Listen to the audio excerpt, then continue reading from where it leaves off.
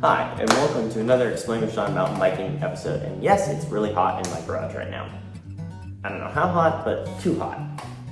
So, we're going to be working on the bike.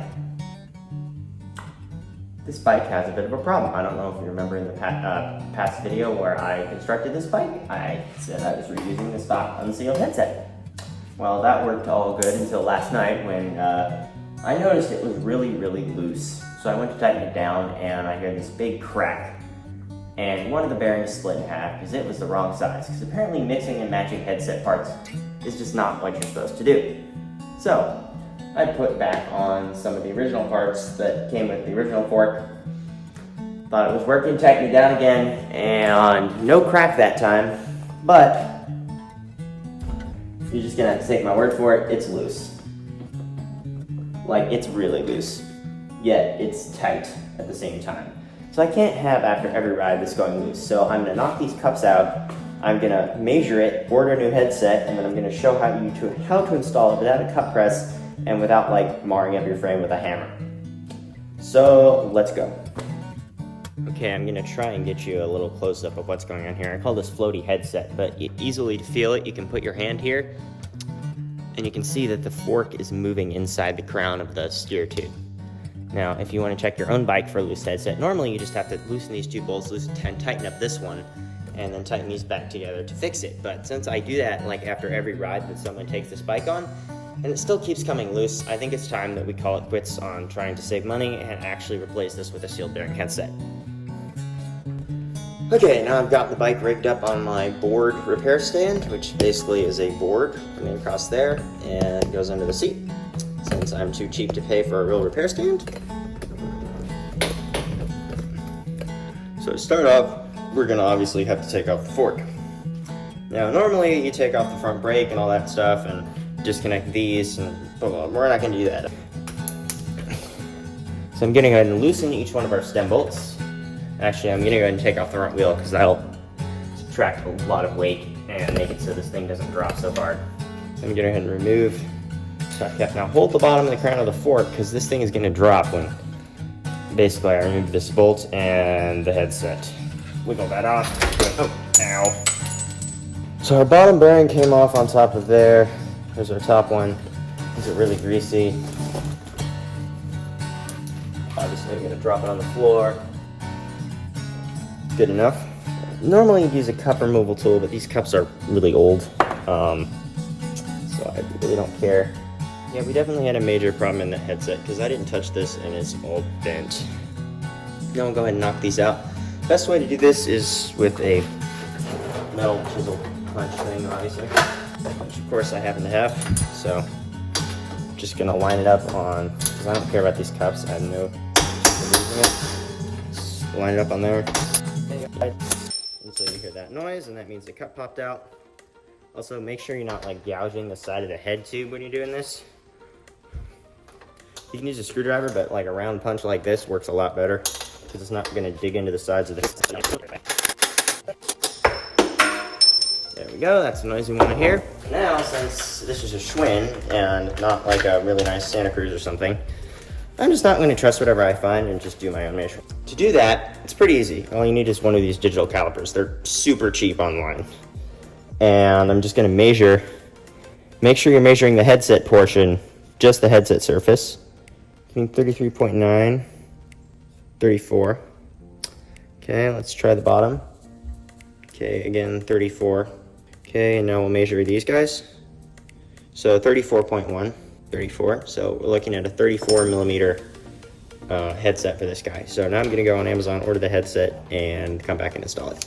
So here's our new headset. I took a risk and I bought a Risk headset for like $15, $16. It's a sealed bearing headset, and now we're gonna go ahead and prep it for putting it on. I'm gonna go ahead and take out everything from inside each cup, and I'll be back. Now that I have just the cups, I'm gonna go ahead and put them in the freezer.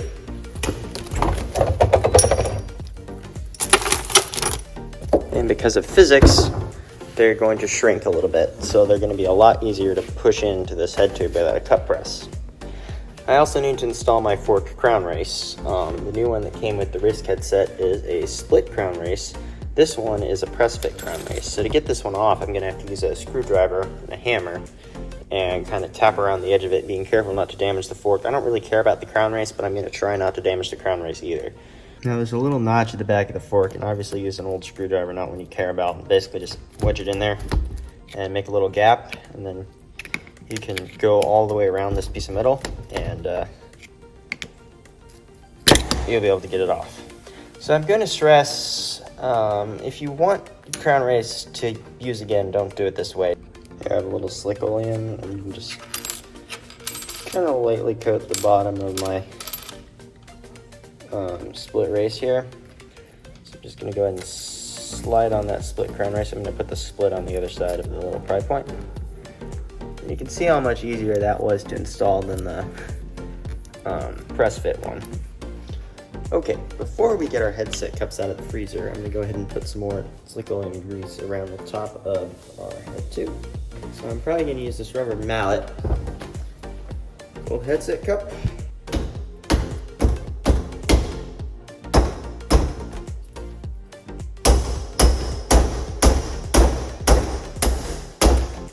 There we go. Now we'll grease up the bottom. Bottom's always the hardest to do because you're hammering upside down.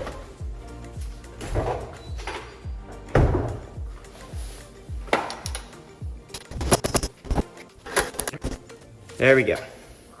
Installed. And again, we want to use, here's our bottom bearing. We want to use plenty of grease because we don't want anything to get like stuck together. And now the top, grease. There we go. Now that we got both those on there, we can put the fork back on. Make sure that our brake line isn't twisted. And should be good. Just you're in the way, tripod. Oh. Slide that down. We have a metal spacer, top cap. Our wrist headset came with a star nut, but we already have a star nut in our fork, so we're definitely not going to be replacing that. Here we are, short spacer. Put it on. There, that'll be perfect. Very nice. Except you guys can't see it. There we go. Snug up the headset. Bolts on the stem. And now that that's tightened, we can give this guy one little more. A little bit more. There we go, nice and smooth. No more play. That's how to change out a headset from unsealed to sealed on a cheap bike. As you can see, it works so much better now. There's no play, and we also have this cool branding. I took a risk, and it seems like it paid off, but if this blows up 10 miles down the trail, I will let you know. So here we are, one complete bike with a sealed headset, and we have no more play. Nada. So I call that a win. Bike is safe and ready to go back out on the trail. Thanks for watching.